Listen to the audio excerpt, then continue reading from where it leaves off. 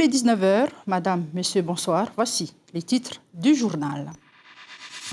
55 tonnes de matériel d'intervention et 400 cartons de vêtements à destination de Fidji. À la présidence, des bénévoles ont réceptionné les articles de généreux donateurs.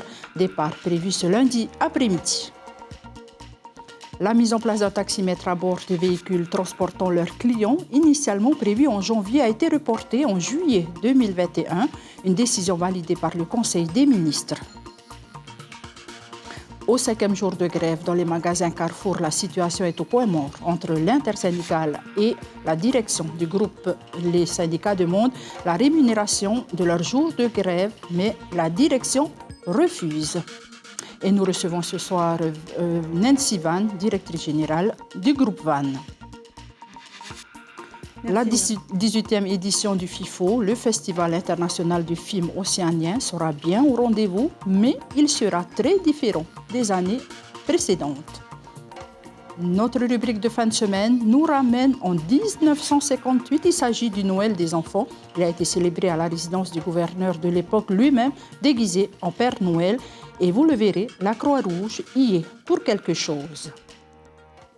L'appel aux dons lancé par le pays pour venir en aide aux îles Fidji a mobilisé jusque dans les communes les plus éloignées. Au total, 7 conteneurs de matériaux de première nécessité, 400 cartons de vêtements récoltés par la Croix-Rouge. Ils vont être acheminés vers Suva pour un départ prévu lundi en fin d'après-midi.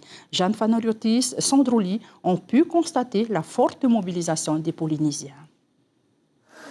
Bonjour monsieur, c'est pour déposer. Merci. J'ai une pièce de renseignement, c'est pour les remerciements à remplir. S'il y a bien une chose qui ne varie jamais en Polynésie, c'est l'entraide. Celle qui grandit les âmes pour en inspirer d'autres. Nathan, Tiniho et Lindsay ont été élevés dans cette valeur. Ça fait mal au cœur de voir qu'avec ce qui s'est passé, ils n'ont plus le choix, il n'y a plus rien, tout a été dévasté. Du coup, c'est bien d'apporter notre aide. Si on peut apporter quelque chose comme des vêtements, c'est bien. Comme eux, ils sont une centaine d'autres à avoir fait don de ce qu'ils avaient chez eux, un chiffre auquel on ne s'attendait pas à la Croix-Rouge. Là, on a beaucoup plus de monde qu'on espérait. La Covid n'a empêché personne de venir, en fait. Ça a l'air que non. C'est bien quand même. Un tapis de vêtements trié sur le volet, car oui, les habits sont très peu usés. En qualité, de ce côté-là, on est content. On a un peu de tout, avec autant des vêtements d'occasion que du neuf, puisqu'on a pas mal de boutiques qui nous ont mis du neuf. Ils ont directement pioché dans le stock. Et on a en fait pas beaucoup de choses à jeter, donc ça veut dire que la plupart des choses, ils sont de bonne qualité. C'est des choses qu'on prend de nous. Présents sur site, des bénévoles issus de toutes les catégories sociales et provenant des zones géographiques très diverses comme Talava ou Pire, des agents nouvellement mobilisés de l'OMS ou de la santé, membres de confessions religieuses ou sans-abri. Tous ont démontré que l'amour et l'espoir ne sont pas de vains mots en Polynésie. Des compteurs pour les taxis en juillet 2021. En 2018, une loi du pays est votée modifiant la réglementation des taxis et imposant les taximètres. Elle devait être appliquée dès janvier 2021. Avec la crise sanitaire, les professionnels ont demandé à repousser son installation. Le Conseil des ministres a validé ce report à juillet 2021. Comment cette nouvelle réglementation est-elle perçue par les professionnels? Souliane Favnek et Mirko Van Foss sont partis à leur rencontre. Pas de taximètre, c'est donc le tarif forfaitaire qui est en vigueur, une pratique ancienne. Les professionnels sont-ils prêts à changer pour installer un compteur? Elisa a plus 50 ans de métier, elle ne voit pas l'arrivée de ce nouveau matériel d'un bon œil. Les Tahitiens, ils ont l'habitude de te demander combien ça doit là à là. Nous avons un tarif. Avec les taximètres, on ne peut pas savoir. Alors les gens n'aiment pas ça. Et après, quand ça tombe en panne les taximètres, il n'y a personne qui répare. Il faut emmener en France. C'est pour ça que je suis contre. Laurent, lui, est chauffeur depuis 2008. Il se dit prêt à utiliser ce taximètre. Il permettra d'accorder tout le monde sur les tarifs, mais il n'est pas dupe. Il y a des avantages comme des inconvénients. Nous, c'est intéressant dans le cas où justement on tombe dans la circulation, mais pour le client, ça, il va nous péter. Là, ça devient trop cher, mais on n'a pas le choix, c'est le taximètre qui donne le tarif à ce moment-là. Du côté des clients, on semble aussi préférer l'ancienne méthode, moins coûteuse. C'est peut-être mieux le forfait. Parce que le taximètre, ça tourne tout le temps. Alors que le forfait, c'est fixe. À la longue, ça serait moins cher.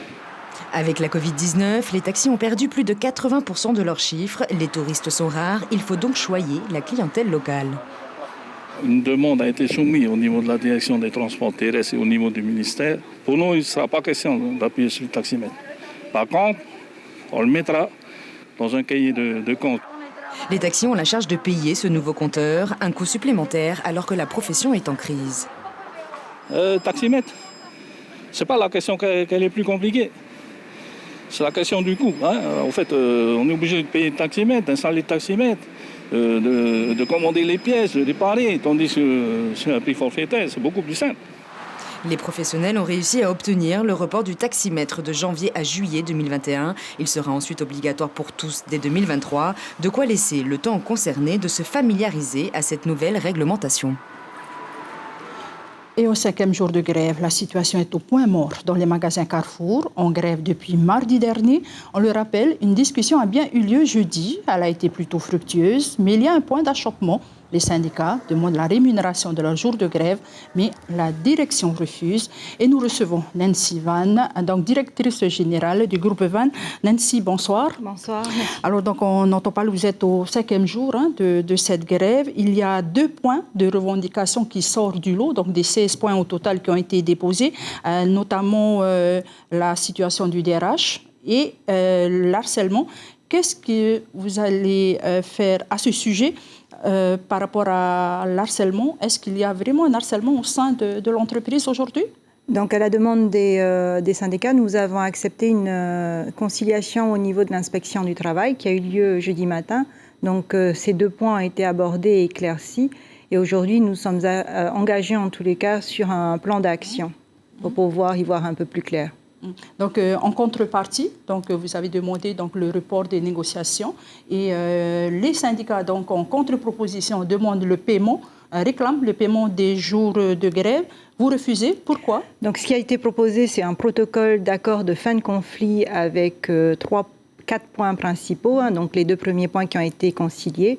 Le 3e point qui était celui de s'engager sur le premier trimestre à des discussions dans chaque établissement, puisque chaque établissement a le propre accord. Et le dernier point, on a précisé que les jours de grève ne seraient pas payés. Donc, voilà, par rapport aux jours de grève, les jours de grève, la grève est un droit constitutionnel qui est régi par un cadre bien précis. Le paiement des jours de grève ne sont pas prévus et de ne pas les payer, c'est respecter le droit de grève. Mais hier au soir, sur notre antenne, les syndicats donc, ont demandé de prendre ces jours de grève sur les congés payés. Est-ce que ce n'est pas une des solutions? Ça revient au même que de les payer. Et aujourd'hui, par considération vis-à-vis des salariés qui ont choisi de maintenir leur poste, j'ai refusé cette solution également.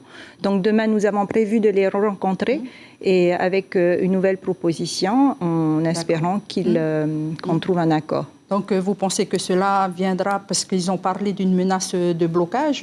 Est-ce qu'avec cette rencontre de demain matin, vous allez faire des propositions? Nous ferons des propositions pour ce point de blocage, en tous les cas, mais je ne peux pas prédire de ce qu'ils vont décider de faire. En tous les cas, voilà, on avance, on essaye d'avancer. 5 jours de grève, c'est pas beaucoup pour l'entreprise? C'est éprouvant pour tout le monde, je pense pour les salariés qui ont décidé de maintenir leur poste parce qu'ils ont une charge de travail supplémentaire. C'est éprouvant pour les grévistes qui sont notamment devant. Pour les non-grévistes. Et pour les non-grévistes, les travailleurs et les non-grévistes. Et c'est éprouvant pour les directions et pour nous tous, pour la population aussi, parce qu'on était en période de fête et qu'on ne méritait pas cette année de passer des fêtes dans cette ambiance. D'accord. Merci beaucoup Nancy Van. Je rappelle que vous êtes la directrice générale du groupe Van en Polynésie. Merci beaucoup d'être sur notre plateau ce soir. Et puis l'appel du gouvernement à limiter les déplacements vers Moorea a-t-il été respecté en ce week-end d'après Noël? Au quai de Papeete, les flux entre les 2 îles sœurs n'ont pas été plus importants qu'à l'ordinaire. Résidents et visiteurs sont restés apparemment raisonnables entre animation dans des pensions et séjours dans les familles. La majorité des personnes qui se sont rendues sur Moorea l'ont fait en respectant les mesures sanitaires. On écoute quelques réactions au micro de Sandro Ly. J'avais encore des petites courses à faire et voir ma mère. C'est un peu maussade, mais ça va. Aujourd'hui, il fait super beau et on a décidé de rentrer. Et vous étiez de quel côté, Simoura? Je suis à Freitou. Vous avez passé un week-end en famille? Oui, voilà, c'est ça. Des petites fêtes en famille. C'est la reprise du groupe Koro? Voilà, effectivement. Depuis le mois d'août, on a eu notre dernière prestation. Et depuis, on n'a plus joué, on ne s'est plus revu avec les copains. Donc là, c'était un peu une répétition et une reprise. C'est vrai que quand on allait faire les courses dans les magasins, et c'est vrai que les parkings ils étaient pleins et on rencontrait des gens qu'on ne connaissait pas qui venaient faire leurs courses à Moria pour passer un bon week-end chez nous.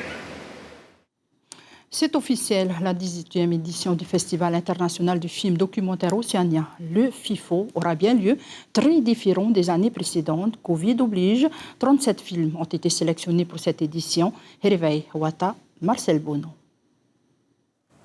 Crise sanitaire oblige, les salles de la Maison de la Culture resteront vides lors de la prochaine édition du FIFO. Il sera toujours possible de participer à quelques ateliers, mais cette 18e édition s'annonce numérique. Les films seront disponibles en ligne. Les gens le public pourra visionner les films sur Internet à partir du site Internet du FIFO, fifotahiti.com. Et l'essentiel, même quasiment toutes les rencontres avec le public et les professionnels se tiendront également en ligne.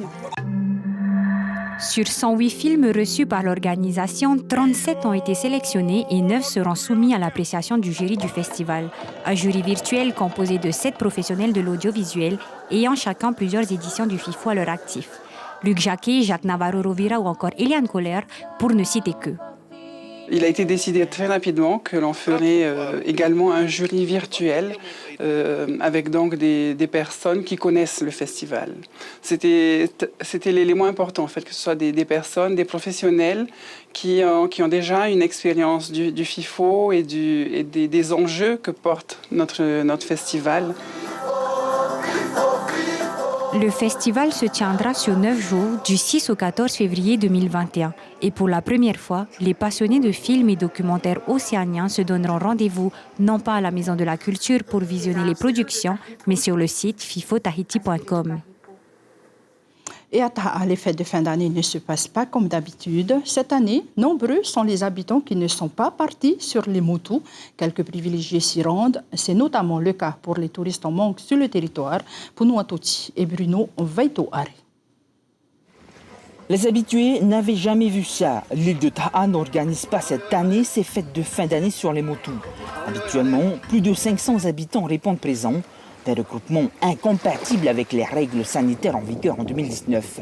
Pendant la petite quinzaine de jours autour des 2 réveillons, seuls quelques privilégiés ont eu accès au domaine. L'annulation de cette sortie était attendue et bien comprise par la population. Non, nous on vient les week-ends, le samedi, le dimanche. On vient un jour et on profite. On passe du bon temps avec la famille. On profite, on mange, on se baigne et on se bronze surtout. C'est mon tour, j'aime bien jouer, aller dans l'eau et manger. Et ce que je préfère, c'est jouer. Vas-y, mets ton masque, mets de distance, main sur les hanches et vas-y danse. Pour attraper le coup, certains d'entre eux ont décidé de partir en famille avec leurs propres moyens, le bateau. Ici, un bateau, c'est vital aussi. Hein.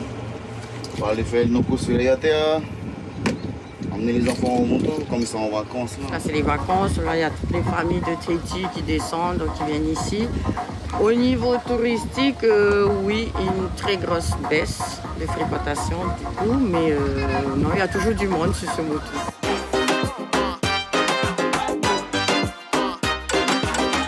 L'an dernier encore, plus d'une centaine de personnes s'étaient approprié les motos, le temps d'un repas de fête.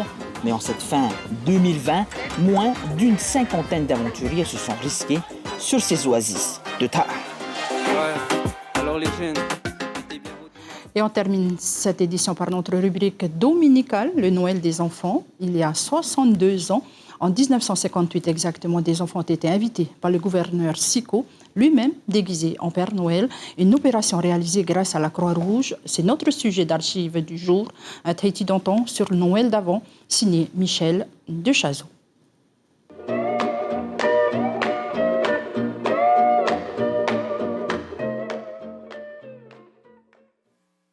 Les premières images retrouvées de ces tournages racontent le Noël des enfants invités à la résidence du gouverneur Siko. Ils arrivent en rang, sagement, comme s'ils allaient à l'école ou au culte. Ils portent les habits du dimanche, chemisettes blanches et shorts foncés pour les garçons, robes fleuries pour les fillettes dont les cheveux ont été tressés serrés pour la circonstance. Accueillis par le gouverneur, ils sont intimidés, certes, mais si impatients de voir le Père Noël, qui les attend, vêtu même sous les tropiques, d'une longue robe rouge et portant barbe blanche, tradition oblige. Les enfants peuvent le regarder, le toucher, lui parler, c'est magique.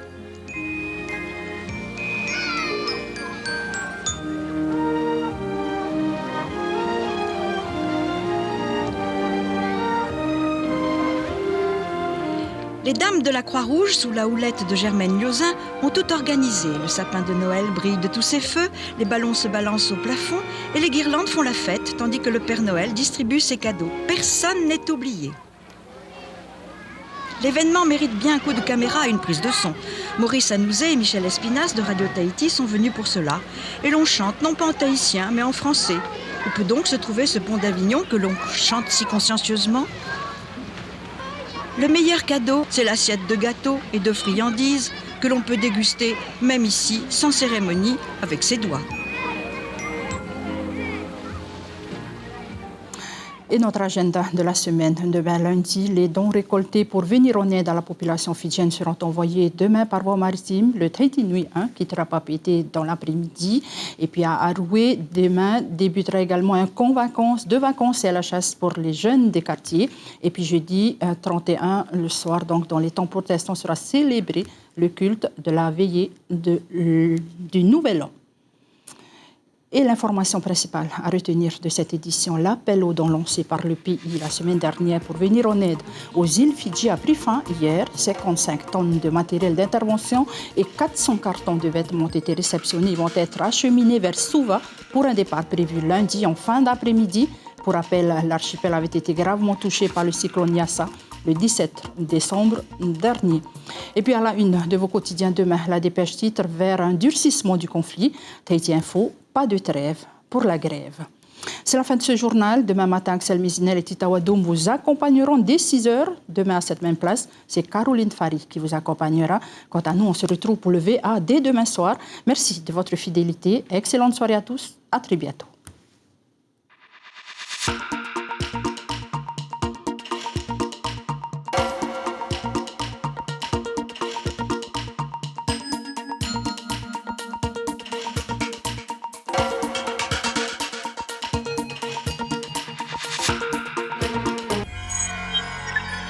Retrouvez ce programme en replay sur notre site internet.